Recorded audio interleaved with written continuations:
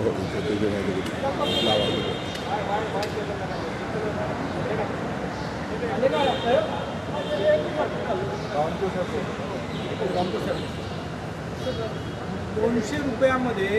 वाटणी होणार आहे। पूर्वी त्याच्यासाठी 20 ते 25,000 रुपये खर्च यायचा।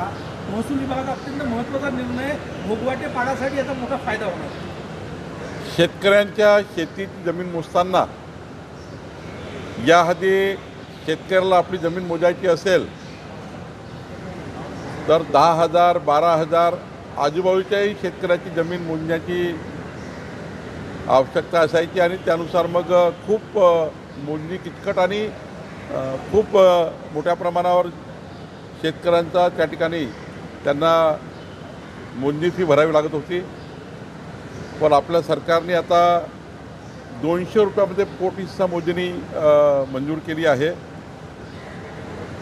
आणि या ₹200 जेवढे काही पोट हिस्से असतील, समजा 5 पोट हिस्से आजूबाजूला असतील तर ₹1,000 संपूर्ण मोजणी या शेतकऱ्याची होईल। त्यामुळं 10,000 12,000 15,000 पर्यंत ज्यांना खर्च लागत होता त्या शेतकऱ्यांना फक्त आता ₹1,000 5 पोट हिस्से असेल तर 200 प्रत्येकाचे ₹1,000 लागतील।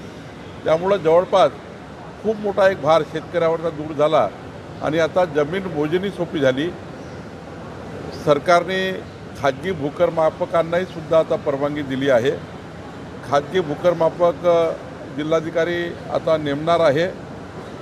ते जे खाजगी भूकरमापकची मोजणी, हे आमचे भूकरमापक जे आहे गव्हर्नमेंटचे, ते त्याला सर्टिफाईड करतील आणि राज्यामध्ये पुढच्या वर्ष दीड वर्ष वेळ लागेल। वर्ष दीड वर्षामध्ये आपलं राज्य 15 दिवसाच्या मोजणीवर येईल। आत्ता मोजणीला 60 दिवस लागतात, 15 दिवसात मोजणी झाली पाहिजे।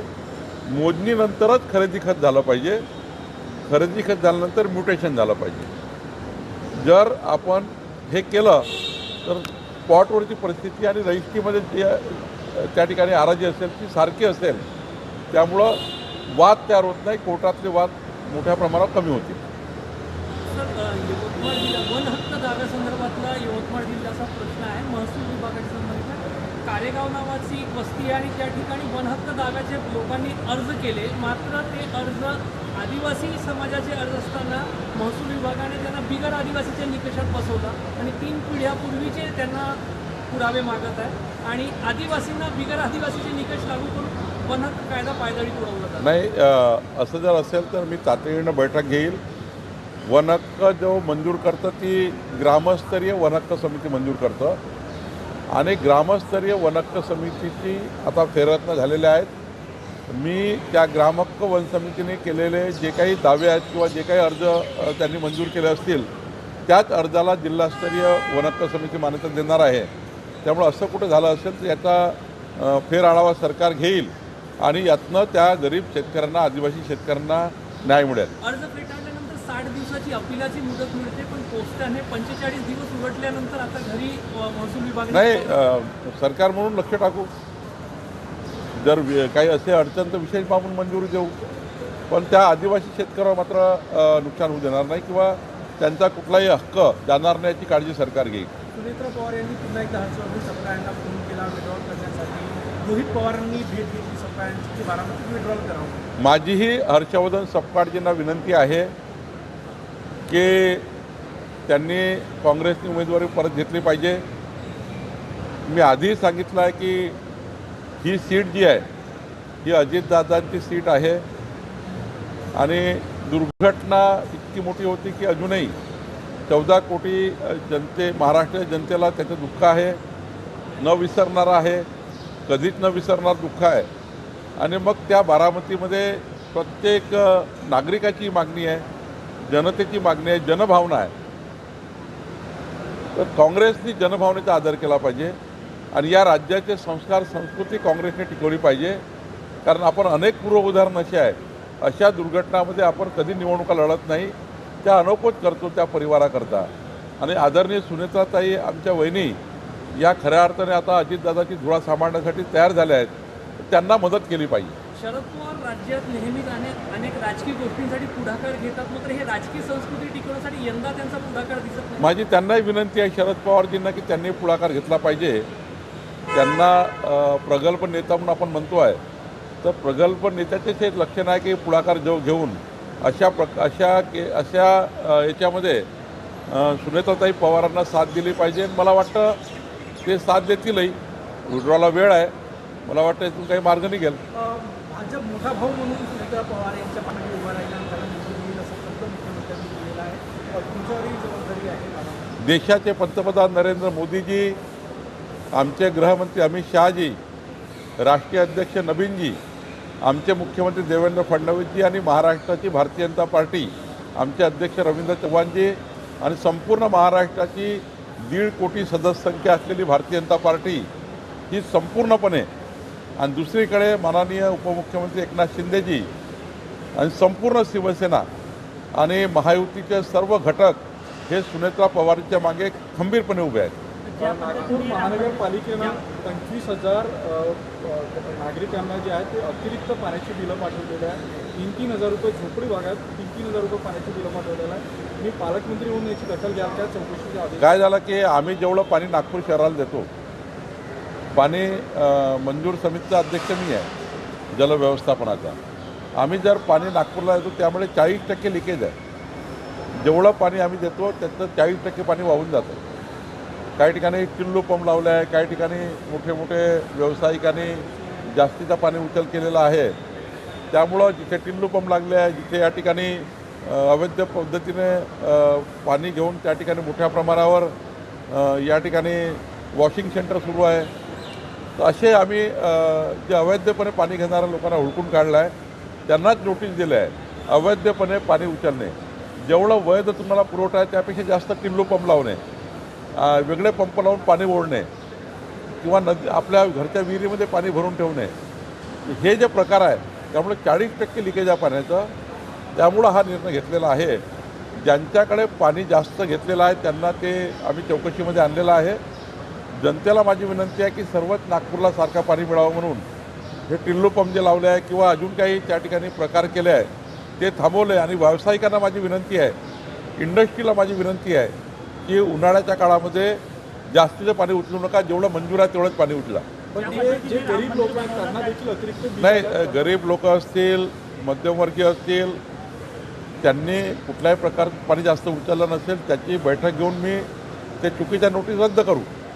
पण सीतापर्डी भागामध्ये, महाल भागामध्ये मोठ्या प्रमाणावर व्यावसायिकांनी मंजूरपेक्षा जास्त उचललेलं आहे, त्यांना नोटीस देणं आवश्यक होतं. बुलढाण्यामध्ये कामगार किट घेण्यासाठी पहाटे 2 वाजतापासून महिला रांगेत आहेत. वितरणाचा भोंगळ कारभार आहे, वितरण व्यवस्थित केलं जात नाही म्हणून गर्दी होते. नाही, आता आपण विधानसभा स्तरीय समित्या केल्या आहेत. मी मंत्री आपले त्या ठिकाणी आकाश पुणकरांची चर्चा करू, बुलढाण्यामध्ये काय त्या ठिकाणी परिस्थिती आहे. पण हे ठीक आहे, लोकही आजकाल ते किट मिळण्याच्या दृष्टीने रात्रभर मुक्काम करतात. मिळणार आहे म्हणून पहिल्याच जातात. त्यामुळं त्यांनाही थांबवता येत नाही. लोकांच्या भावना आहेत. आता लोकाला उद्या वाटणार आहे कळल्याबरोबर लाईनमध्ये लागण्याकरता आधीच जाऊन उभे राहतात. त्यामुळं थोडा गोंधळ होतो, पण तो गोंधळ संपवणे सरकारची जबाबदारी आहे, ते आम्ही संपवू. गॅस वितरक आणि गॅस कंपन्यांची नागपुरात बैठक घेतली होती, जिथे शॉर्टेज आहे महापुरा किंवा इतर भागामध्ये, तिथे व्यवस्थित वितरण करण्यासाठी आज मी कलेक्टरकडे आहे दुपारी, तेव्हा मी याचा अजून आढावा घेणार आहे. पहिला मी स्ट्रीमलाईन केला होता, आज काही परिस्थिती असेल ती पुन्हा निवडू. आज डीपीडीसी बैठक, तुम्ही काही बैठक बोलवली? डीपीसीची नाही, फक्त कलेक्टर नवीन आहे त्यामुळं काही चर्चा मी करणार आहे जिल्ह्याच्या. माननीय मुख्यमंत्र्यांच्या 12 तारखेला बैठकी आहेत, त्यापूर्वी काही चर्चा आम्ही करणार आहोत. माननीय मुख्यमंत्री नागपूर आणि जिल्ह्याच्या विषयावर 12 तारखेला बैठक घेणार आहे. एक मोठा अजेंडा आहे मुख्यमंत्र्यांच्या बैठकीचा. आणि माननीय नितीन गडकरी साहेबांनी जी बैठक घेतली आता, त्यामध्ये 22 मुद्द्यावर चर्चा झाली होती. त्या मुद्द्याचा आढावा घ्यायचा आहे. त्यामुळं तसंही माझ्या योजना आहे. आज काँग्रेसमध्ये 2 गट पडलेल्या निवडणूक जर झाली नाही तर प्रचाराला जाऊ नये अशी भूमिका काँग्रेसमध्ये एका गटाने घेतली. नाही, ते घेतलीच पाहिजे, कारण हेकेखोरपणाने असं राजकारण करू नये. महाराष्ट्राची जनभावना, बारामतीकरांची जनभावना ऐकली पाहिजे. बारामतीकर मतदाराची जनभावना आहे. आणि मी तुम्हाला एक सांगतो, समजा काँग्रेस पार्टीने कॅन्डिडेट लढवला तर आत्तापर्यंत महाराष्ट्राच्या विधानसभा किंवा लोकसभेच्या निवडणुकीत जेवढं पतन काँग्रेसचं झालं नाही त्यापेक्षाही मोठं पतन बारामतीच्या निवडणुकीमध्ये आपल्याला दिसेल आणि काँग्रेसच्या पुढच्याही पतनाची नांदी काँग्रेसच्याही पुढच्याही राजकारणाच्या पतनाची नांदी हे बारामतीमधून सुरू होईल. काँग्रेसने हट्ट सोडला पाहिजे. सर हिंदी बारामती और कांग्रेस वापस लेंगे नहीं ली अभी तक. एक हिंदी सर बारामती में जो कांग्रेस ने उम्मीदवार भरा है सुमित्रा पवार से अध्यक्ष से बात भी हुई. उनने अभी क्या लगता है कि वो अपना नामांकन वापस लेंगे या क्या अपील करते हैं? भारतीय जनता पार्टी की ओर से हम कांग्रेस को निवेदन भी करते हैं, उनको रिक्वेस्ट भी करते हैं कि सुमित्रा पवार जी के चुनाव में उन्होंने अनोपोज करना चाहिए. माननीय मुख्यमंत्री जी ने भी कहा है, मैं भी कह रहा हूँ, सब पार्टी कह रही है और ये जनभावना है. बारामती के मतदाताओं की, महाराष्ट्र की जनता की जनभावना है. कांग्रेस अगर इसको अनसुनी करती है, कांग्रेस अगर अनोपोज नहीं करती है तो उसका परिणाम कांग्रेस को भुगतना पड़ेगा. हमारी ये विनती है उनको कि वापस कर दे. और उसके बाद भी उन्होंने नहीं किया तो मैं आपको दावे के साथ कह सकता हूँ कि महाराष्ट्र की जनता बहुत सेंसिटिव है. बारामती के वोटर्स सेंसिटिव है. कांग्रेस के पतन का नया इतिहास चालू हो जाएगा. कांग्रेस पार्टी बारामती में तो साफ ही हो जाएगी, लेकिन महाराष्ट्र के भी आगे के चुनाव में कांग्रेस पार्टी का पतन का शुरुआत बारामती से होगी. जो बची बुची कांग्रेस है वो भी महाराष्ट्र में कम हो जाएगी. आज दोन राज्यों में चुनाव मतदान हो रहे हैं. कॉर्पोरेट जिहाचं प्रकरण समोर आलेलं आहे. कंपनीमध्ये धर्मांतराचाही प्रकरण समोर आले. 3 ते 4 लोकांना अटकही केली आहे. नाही जरा मल्टीनॅशनल नाही म्हणून ते जरा तपासून घेतो, कारण आता मी विमानामध्ये होतो, रात्री उशिरा आलो, त्यामुळे मला असं वाटतं की त्याला तपासल्यावर बोलू. सर 2 राज्यों में आज मतदान होने वाला है. पश्चिम बंगाल और केरल में मतदान. केरल और आसाम में और पश्चिम बंगाल में. केरल और आसाम में जो मतदान हो रहा है, यहाँ पर भारतीय जनता पार्टी की जीत बड़ी होगी. पिछले चुनाव से बढ़कर हम उभर कर आएंगे और इस चुनाव में देश की जनता को प्रधानमंत्री मोदी जी का नेतृत्व ये आपको फिर उभर के दिखेगा, इतना मुझे विश्वास है.